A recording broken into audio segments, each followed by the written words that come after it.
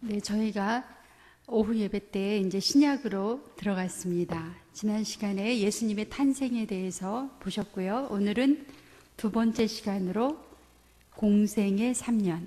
네, 오늘 보실 것은 예수님께서 3년 동안 공생의 기간에 어떤 일을 하셨는지 또 무슨 말씀을 하셨는지 같이 보시겠습니다. 오늘 제목을 저희가 큰 소리로 같이 한번 따라 하겠습니다.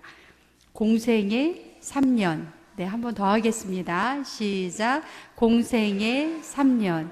네, 예수님의 공생의 3년을 저희가 말씀을 통해서 살펴보겠습니다. 그리고 성경 통독은 우리가 지난주는 마태복음을 다 읽으셨고 이번 주는 마가복음을 읽으시는 걸로, 그래서 우리가 마태, 마가, 누가, 요한을 우리가 4주에 걸쳐서 말씀을 읽겠습니다. 우리가 이제 예수님께서 공생애를 시작하시면서 가장 먼저 한 일이 뭘까요? 예수님께서 공생애 시작하시면서 가장 먼저 하신 일은 제자들을 부르신 일이지요. 공생애 시작하시면서 12명의 제자를 불러 하나님의 일을 같이 하시게 됩니다. 12명의 제자, 우리가 같이 한번 읽어보겠습니다. 외워보겠습니다. 시작. 베드로, 안드레, 야고보, 요한, 빌립, 바돌로메, 도마, 마테, 알페오의 아들 야고보, 다데오, 시몬, 가룟 유다. 다 하시죠? 네, 12명의 제자, 이 제자들을 부르셨습니다. 어부들도 부르셨고요. 이렇게 자기 생업을 다 뒤로 하고 예수님의 제자가 된 이 제자들이 생활이 어땠나요? 우리가 이렇게 객관적으로 생각해 보면 아주 편안하고 안락한 3년의 생활을 보냈습니까? 아니면 힘들고, 왜, 뭐가 그렇게 힘들었을까요?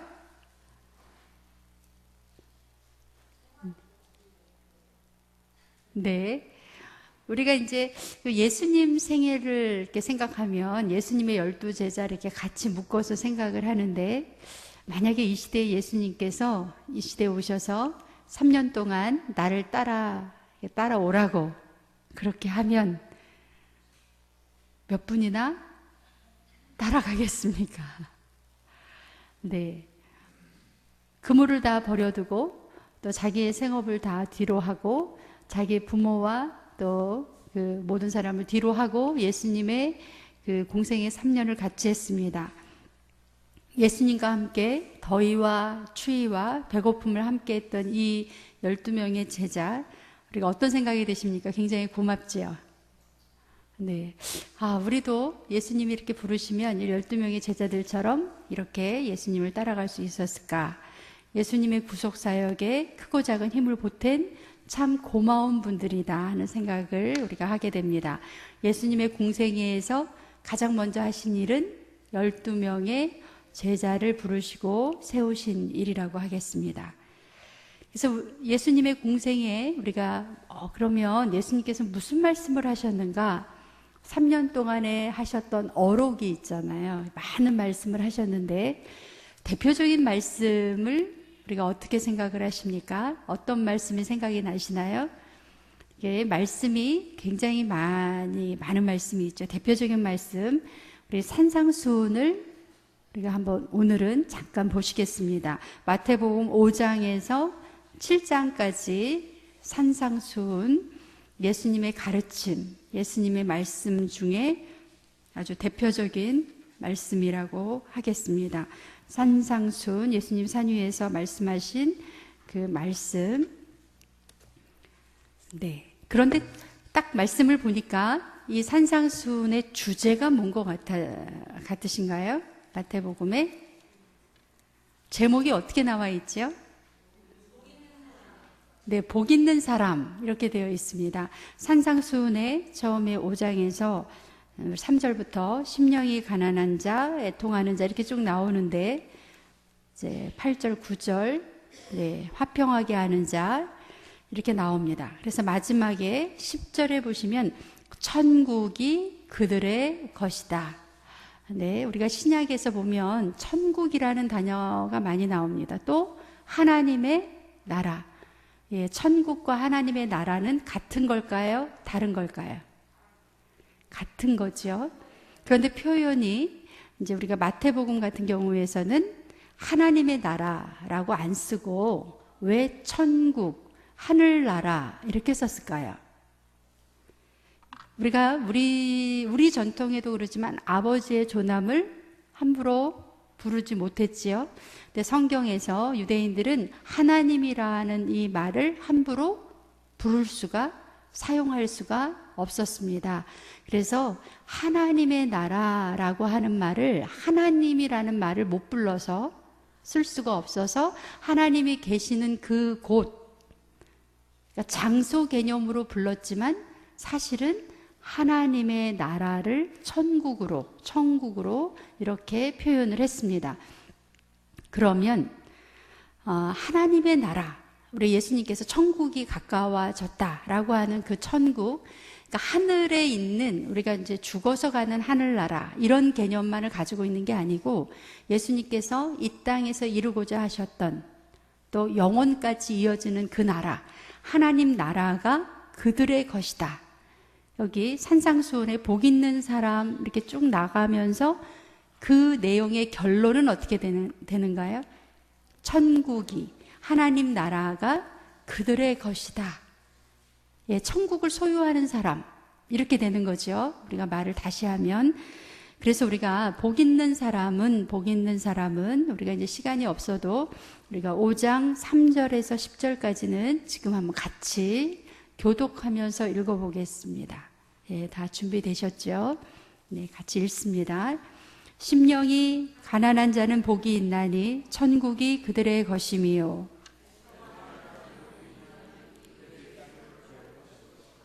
온유한 자는 복이 있나니 그들이 땅을 기업으로 받을 것임이요.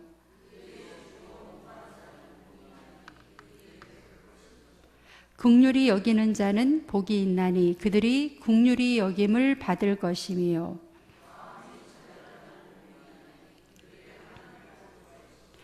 화평하게 하는 자는 복이 있나니 그들이 하나님의 아들이라 일컬음을 받을 것임이요. 의를 위하여 박해를 받은 자는 복이 있나니 천국이 그들의 것임이라. 네, 고개를 들어서 복 있는 사람 하면 지금 읽으신 것 중에 내 머릿속에 딱 들어와 있는 복 있는 사람, 어떤 사람이 복이 있을까요? 복 있는 사람, 마음이 청결한 사람, 또 예, 화평케 하는 사람, 또 뭐가 생각이 나십니까? 온유한 사람, 또 긍휼히 여기는 자는 복이 있다. 그러면 우리가 이제 우리가 신앙생활한 지 굉장히 오래됐죠. 우리가 신앙생활한 사람이 굉장히 오래됐는데 우리가 어떤 분은 5년도 되고 10년도 되고 우리가 나면서 부모님께 통해서 신앙생활 하시는 분들은 나이와 함께 신앙의 연수가 같습니다. 그런데 우리가 그렇게 오랜 신앙생활을 하면서 내가 정말 복 있는 사람이다, 이렇게 가슴 절절하게 느껴보신 적이 많이 있으시죠? 내가 참 복 있다, 내가 참 복 있는 사람이다, 그렇게 느끼실 때 혹시 이 마태복음의 산상수훈 말씀이 기억이 나셨나요? 이 말씀을 기억하시면서 내가 정말 복이 있구나, 천국을 소유했구나, 이런 생각을 하시나요? 우리가 세상에서 복이 있다고 할 때는 특히 우리나라 같은 경우에는 오복 해가지고 복 있는 사람 쭉 나오죠. 네, 그런 개념은 머릿속에 이렇게 잘 담겨져 있는데 우리 예수님께서 복 있다고 말했던 이 여러 종류의 이런 사람, 그러면 이제 말씀을 바꾸겠습니다. 나는 이 중에서 어떤 복을 갖고 싶다, 나는 이런 복은 꼭 갖고 싶다 하는 복이 있으시죠? 네, 우리 이봉자 권사님, 이 중에서 어떤 복 있는 사람이 되고 싶으세요? 화평케 하는 자, 그 복을 받고 싶습니다. 네, 우리 지금 여기 이렇게 쭉 나와 있는 이런 복 중에 정말 우리가 다 이런 복을 다 가지면 좋겠지만 특별히 이것만큼은 내가 이런 복을 가진 사람이 돼야 되겠다. 긍휼히 여기는 자. 이게 어떤 걸까요? 긍휼히 여기는 자. 긍휼히 여기는 자는 복이 있다. 7절 말씀이죠. 긍휼히 여긴다. 어떤 사람이 볼 때 참 긍휼히 여겨지는 마음이 생깁니다. 그러면 이건 비슷한 말이 뭘까요? 불쌍히 여기는 마음. 어떤 사람을 보면 그 사람이 약간 좀 모자란 듯하고 말도 조금 이렇게 상황이 안 맞게 하고 막 그래도 그 사람을 보면 측은히 여겨지고 불쌍히 여겨진다. 그러면 한 90% 정도는 긍휼히 여기는 자가 되는 거. 근데 그 사람을 보면 막 화가 나요. 저 사람 왜 저렇게 말을 할 수밖에 없을까? 저 사람은 왜 저 상황에서 저렇게밖에 못하나? 막 이런 생각이 들 때는 우리 마음의 여유가 우리 마음 안에 이 긍휼히 여기는 이 복을 같이 소유하지 못한 이제 그런 상황이 되겠습니다. 그래서 이제 부탁을 드리는 것은 우리가 아침에 일어났을 때 아니면 잠자기 전에 내가 굉장히 심란할 때 아니면 막 속상할 때 어떤 말씀을 읽으면 그리고 그렇게 되기를 하나님께 소원하면 우리 마음이 우리가 좀 복 있는 사람으로 내 자신을 발견할 수 있을까요? 심령이 가난한 사람, 그런 사람, 애통하는 사람, 애통하는 사람, 온유한 사람, 하나님 이런 복을 받는 사람이 되게 해달라고 이렇게 우리가 날마다 기도하면 우리는 어떤 사람이 될까요? 천국을 소유한 사람이 된다고 성경은 말씀을 하고 있습니다. 만사 형통이 복이 아니고요. 우리가 보통 세상 사람들이 말하는 만사 형통 이런 복만 얘기하는 것이 아니라 하나님께서 예수님께서 우리에게 이야기하셨던 그러니까 이 말씀의 요지는 염려나 불평이나 원망으로 인생을 허비할 시간이 없다는 거죠. 그래서 이 말씀의 끝은 너희는 먼저 그의 나라와 그의 의를 구하라. 그리하면 이 모든 것이 너희에게 더하시리라. 우리가 그렇게 하고 있을 시간이 없습니다. 그래서 우리가 이 마태복음 5장, 6장, 7장의 이 말씀이 예수님께서 우리에게 가르치는 그 가르침의 핵심. 그래서 우리가 몇 번 이 말씀을 읽을까요? 우리가 이 말씀을 몇 번 읽어야 될까요? 특별히 내가 마음이 힘들 때 읽어주시기를 바랍니다. 예수님의 음성을 들으시면서 하나님 내 마음이 이 예수님의 말씀 안에 놓여지기를 원합니다. 라고 그렇게 예수님의 말씀으로 우리의 마음을 다잡을 수 있는 그런 저희가 되시기를 바랍니다. 예수님께서 특별히 가르치실 때 또 방법이 있었어요. 비유로 말씀을 해주셨습니다. 농부들에게는 무슨 비유? 씨 뿌리는 비유. 우리 잘 알지요? 어디에 씨를 뿌리죠? 때로는 길가에도 뿌리고 돌짝밭에도 뿌리고 가시밭에도 뿌리고 옥토에도 뿌리고 이런 씨 뿌리는 비유. 주부들에게는 어떤 비유로 말씀하시나요? 주부. 누룩 비유. 반죽할 때 넣는 누룩의 비유. 어부들에게는 무슨 비유로 말씀하셨죠? 그물 비유. 이렇게 예수님께서는 천국을 말씀하시면서 여러 가지 비유의 말씀으로 7개나 있어요. 우리가 지금 얘기했던 씨 뿌리는 비유, 누룩 비유, 또 그물 비유, 또 뭐가 있을까요?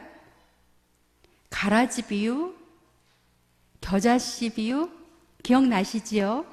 겨자씨 비유가 뭔지, 감추인 보화에 대한 비유, 좋은 진주를 구하는 장사의 비유. 제가 한 가지만 보시면 우리가 마태복음 13장 45절에 보면 천국은 마치 좋은 진주를 구하는 장사와 같다.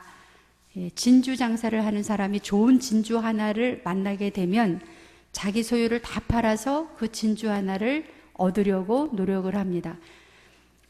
장사를 해보신 분들은 이 비유를 딱 들으면 그냥 뭔 말인지 탁 이렇게 가슴에 와 닿지요. 자기의 소유를 다 팔을 만큼 그렇게 천국의 기쁨은 이 세상의 어떤 기쁨보다 비교할 수 없는 그런 기쁨이라고 설명을 해 주십니다.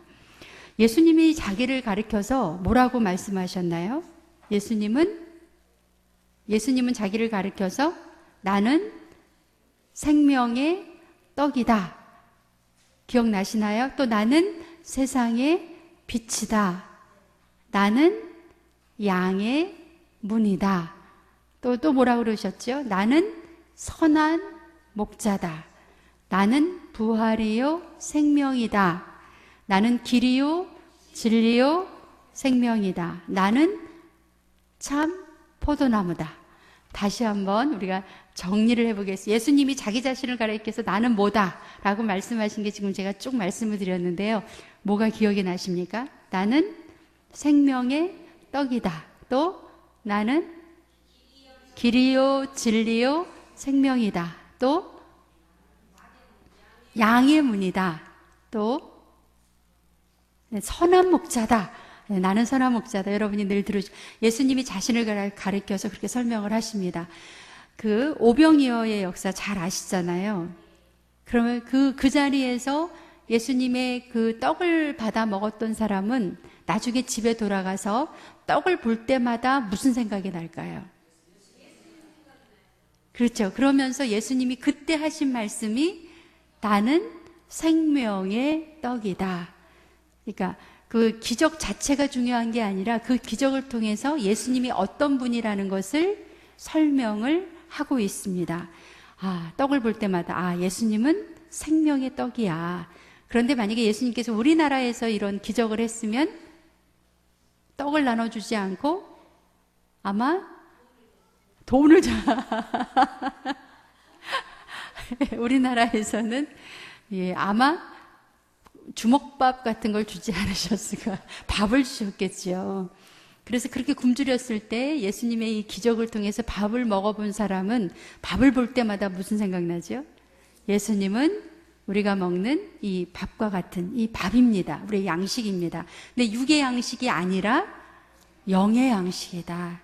예수님은 우리의 영의 양식, 생명의 떡이다 라고 예수님께서 말씀을 하십니다.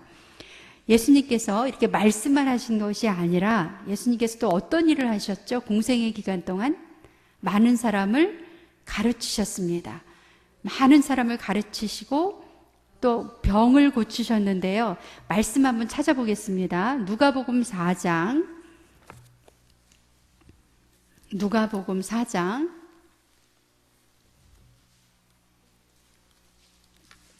40절에서 42절. 제가 이 말씀을 왜 지금 읽는지 여러분이 찾으시기 바랍니다. 누가복음 4장 40절에서 42절까지. 네. 천천히 저랑 같이 읽으시면서 예수님 왜 지금 이 본문을 읽을까? 40절에서 42절 잘 보세요. 시작. 해질 무렵에 사람들이 온갖 병자들을 데리고 나아오매 예수께서 일일이 그 위에 손을 얹으사 고치시니 여러 사람에게서 귀신들이 나가며 소리질러 이르되 당신은 하나님의 아들이니이다. 예수께서 꾸짖으사 그들이 말함을 허락하지 아니하시니 이는 자기를 그리스도인 줄 알미러라. 날이 밝음에 예수께서 나오사 한적한 곳에 가시니 무리가 찾다가 만나서 자기들에게서 떠나시지 못하게 만류하려 하매. 네, 우리가 지금 읽으신 것 중에서 시간의 변화, 시간이 어떻게 변했는지 한번 찾아보세요. 40절에 해질 무렵에 누가 찾아왔어요? 사람들이 온갖 병자들을 데리고 예수님께로 왔습니다. 왜 하필 해질 무렵에 왔을까요? 그래서 예수님께서 일일이 그 40절 한번 보세요. 뭐라고 되어 있어요? 일일이 그 위에 손을 얹으사 고치시. 이거 뭐 하고 계시는 거죠? 병을 고쳐주시는데 한 사람 한 사람 온갖 병자들을 일일이 한 사람 한 사람 다 대면해서 이렇게 고쳐주시고 그 위에 뭐를 얹었어요? 손을 얹으사 안수하시면서 일일이 병을 고쳐주시고 여러 사람에게서 귀신들이 나가서 그 귀신이 나가는 역사가 일어났습니다. 이제 저를 보시겠습니다. 예수님이 해질 무렵에 자기를 찾아온 병자들을 어떤 식으로 고치셨나요? 일일이 손을 얹어서 안수하시고 기도하시면서 고쳐주셨어요. 근데 이 사건이 언제까지? 42절을 보면 날이 밝을 때까지. 그러니까 예수님께서는 우리가 생각하면 말 한마디면 병자가 낫잖아요. 그러면 사역을 좀 어떻게 할 수 있어요? 좀 쉽게, 편안하게 이렇게 할 수 있는데, 오늘 말씀해 보시면 왜 이 사람들이 해질 무렵에 왔을까요? 예. 네. 아마 그 나라의 기후와도 관련이 있을 것 같습니다. 해가 져야 이 사람들은 좀 움직이기 편하고 활동하기 편하기 때문에 아주 더운 한낮에는 잘 움직이지 않잖아요. 그러니까 해가 질 무렵에 이제 이 사람들이 왔습니다. 그럼 예수님의 사역은 언제? 잠잘 때, 잠자는 시간에 예수님께서 활동하신 것을 볼 수가 있습니다. 얼마나 힘드셨을까? 얼마나 피곤하셨을까? 예수님께서 말로만 그냥 이렇게 하신 사역이 아니고 그의 온몸과 시간과 정성을 들여서 병자들을 고쳐주신 것을 우리가 볼 수가 있습니다. 그래서요, 우리가 마태복음의 8장 한번 가보겠습니다. 마태복음 8장. 예수님께서 얼마나 피곤하셨는지요. 마태복음 8장.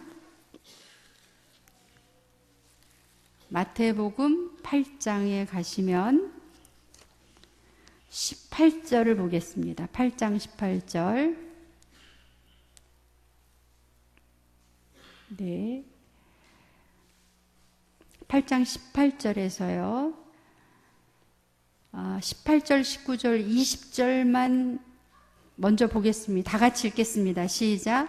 예수께서 무리가 자기를 에워싸는 것을 보시고 건너편으로 가기를 명하시니라.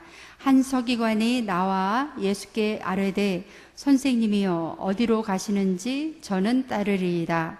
예수께서 이르시되 여우도 굴이 있고 공중의 새도 거처가 있으되 인자는 머리 둘 곳이 없다 하시니라.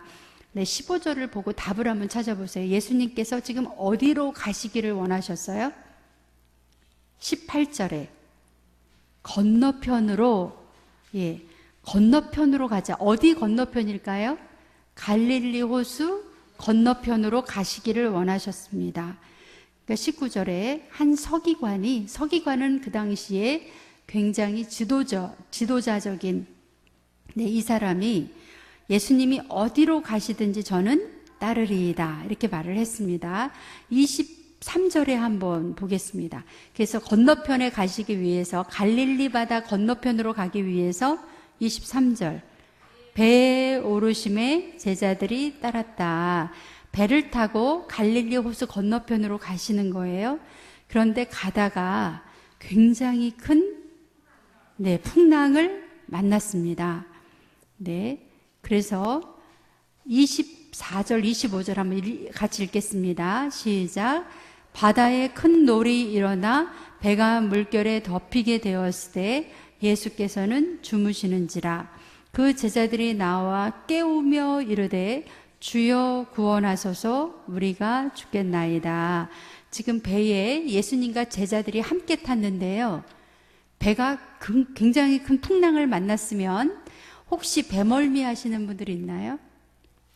멀미는 안 하더라도 우리가 가까운 한 10분 거리의 배를 타더라도 바람이 조금만 세면 반드시 뭐를 잡고 있어야 되죠. 난간을 잡거나 손잡이를 잡아야 됩니다. 그런데 여기 보시면 굉장히 물결이 심해서 큰 놀이 일어나서 지금 제자들이 느끼기에는 어떤 상황이죠? 우리가 죽을 것 같다. 배가 뒤집힐 것 같다. 그런데 이런 데서 잠을 잘 수 있는 사람 몇 사람이나 될까요? 지금 제자들이 느끼기에는 죽을 것 같아요. 배가 뒤집힐 것 같아서 그 무서움, 또 배가 너무 심하게 울렁거려서 출렁거려서 죽을 것 같다 그랬는데 그때까지도 예수님은 배에서 주무셨어요. 왜 주무셨을까요? 얼마나 피곤하시면, 아까 보셨죠? 밤새도록 병자들을 가르치시고 이제 이게 배에 타고 잠깐 잠이 들었는데 얼마나 심하게 힘들게 사역을 하셨는지 이렇게 주무셨습니다. 그리고 나서 여러분 보세요. 지금 몸이 이 정도로 피곤하다는 거죠. 근데 예수님은 지금 건너편에 가기를 원하셨어요. 그 건너편에 뭐가 있을까요? 누구를 만나려고 그 피곤한 몸을 이끌고 배를 타고 건너편을 갔을까요? 하는 겁니다. 저를 보세요. 예수님께서 지금 나 만나러 오시는 거죠. 네, 예수님께서 너무너무 피곤하시지만 나라고 하는 사람, 내 생명을 구원하기 위해서 아니면 나를 사랑하셔서 지금 나에게로 오시고 있습니다. 여러분, 감동이죠. 예, 너무너무 감동입니다. 나를 만나기 위해서 이렇게 오신다면 얼마나 감동적이겠어요. 그런데 지금 예수님은 누구를 만나러 가는 거냐면 28절 같이 읽겠습니다. 시작. 또 예수께서 건너편 가다라 지방에 가심에 귀신 들린 자 둘이 무덤 사이에서 나와 예수를 만나니 그들은 몹시 사나워 아무도 그 길로 지나갈 수 없을 지경이더라. 예수님이 만나러 간 사람은 귀신 들린 사람. 그런데 귀신이 적당히 들린 게 아니고 너무 심해서 이 사람은 지금 어떤 상태예요? 사람들이 지나가지도 못하는 이런 사람입니다. 예, 그래서 그 사람 안에, 귀신 들린 사람 안에 그 악한 영의 역사가 얼마나 심했는지요. 나중에 그 귀신들이 뭐라고 얘기를 하냐면, 29절에 보세요. 31절 먼저 보겠습니다. 네, 30절, 31절. 이건 지금 그 귀신들이 하는 얘기예요. 30절, 31절. 시작.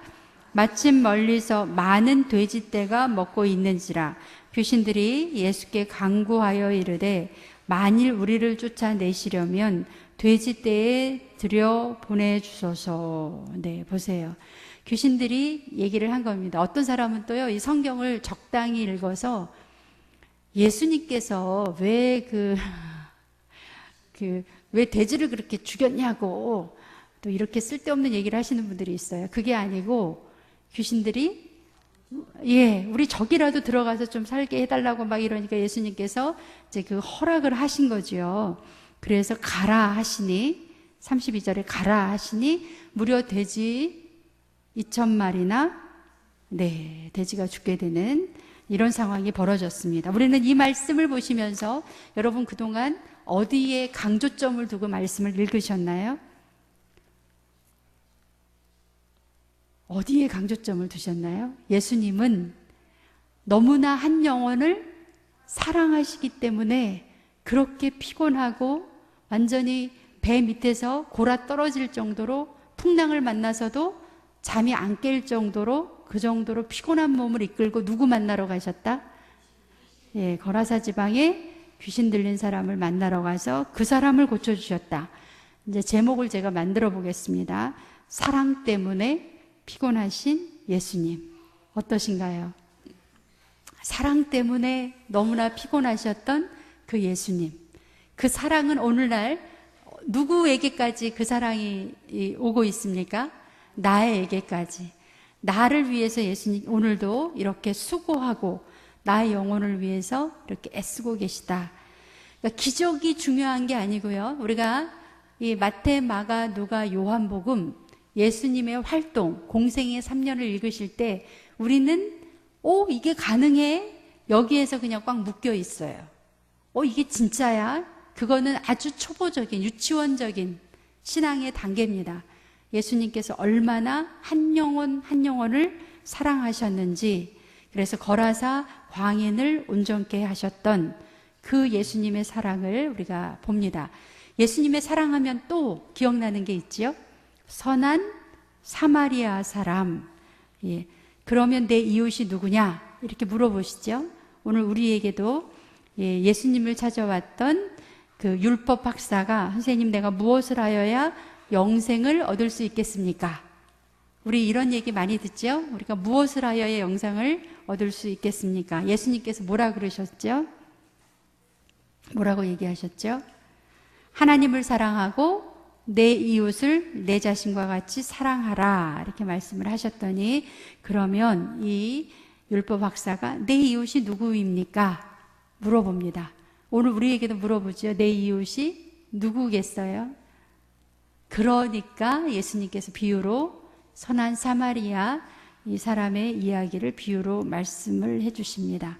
예수님께서 그 당시에 교만하고 자기 자신만을 알고 자기의 권력과 자기의 이익만을 찾아다녔던 율법 학사, 그러니까 앞으로는 사랑을 하는데 말로는 사랑을 하는데 진짜 사랑하지 못하는 사람, 네, 그런 사람을 향해서 선한 사마리아 이 비유로 말씀을 해주십니다. 예수님께서 하신 말씀 중에 또 재물에 대해서는 뭐라고 얘기하셨나요? 재물에 대해서는, 네, 우리가 말씀을 한번 보겠습니다. 누가복음 18장 18절. 예, 누가복음 18장 18절. 어떤 말씀이 있을까요? 누가복음 18장 18절.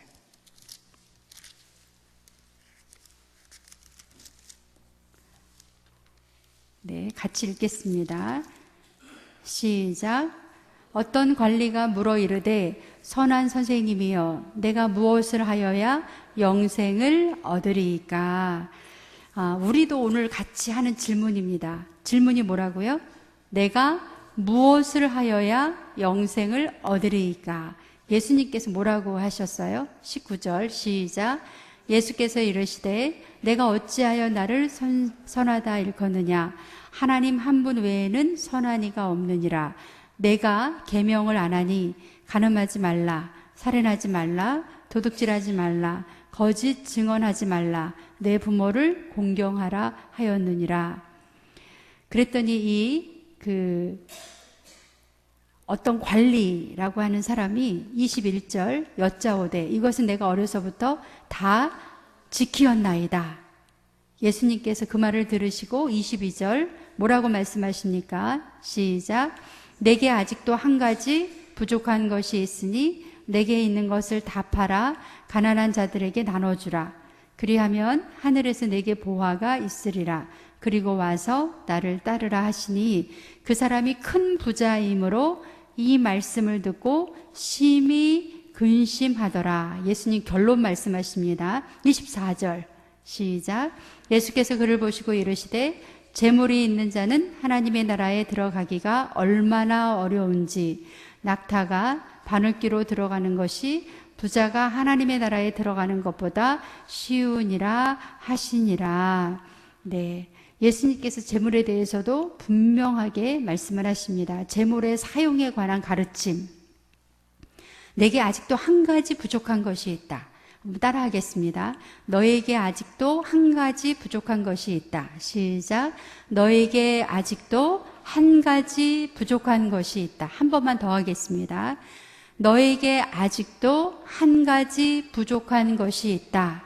이 말씀은 하나님하고의 관계만큼이나 뭐가 중요하다? 이웃과의 관계가 중요하다. 내게 있는 것을 다 가난한 사람에게 줄 수 있는 그러한 하나님의 말씀을 주고 있습니다. 이 말씀은 예수님이 하신 말씀 또 하나 있지요. 가난한 과부가 연복궤에 2렙돈을 넣는 것을 보시고 예수님께서 뭐라고 하셨죠? 예, 이 헌금이 가장 큰 헌금이다 이렇게 말씀을 하셨어요. 그러니까 예수님이 말씀하시는 원래 취지는 얼마가 아니라 어떻게, 예, 다시 따라합니다. 얼마가 아니라 어떻게 하느냐, 얼마가 아니라 어떻게 하느냐가 중요하다. 재물에 대해서 그 재물이 다 나의 것이다 라고 생각하는 이 부자를 향해서 예수님께 아직도 한 가지 부족한 것이 있다. 이웃을 향해서 이제 우리의 재물을 열으라고 하시는 말씀을 주십니다. 예수님의 공생애 중에서 이제 마지막으로 우리가 꼭 기억할 것, 예수님의 친구는 누구셨죠? 예수님의 친구.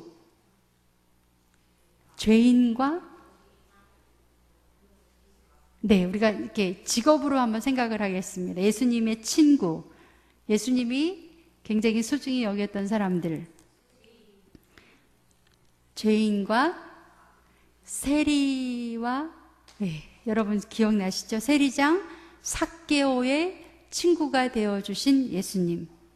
죄인인 한 여자가 예수님의 발에 향유를 부었을 때 그 헌신과 믿음을 인정하셨던 그 예수님. 그래서 예수님은 온몸으로 천하의 모든 사람들, 특별히 한 생명을 천하보다 귀하게 그렇게 사랑하시기 위해서 말로만 가르치신 것이 아니고 몸으로 직접 손을 얹으시면서 기도해 주시고 사랑을 실천하셨던 그런 예수님의 모습을 봅니다. 우리가 쭉 정리하겠습니다.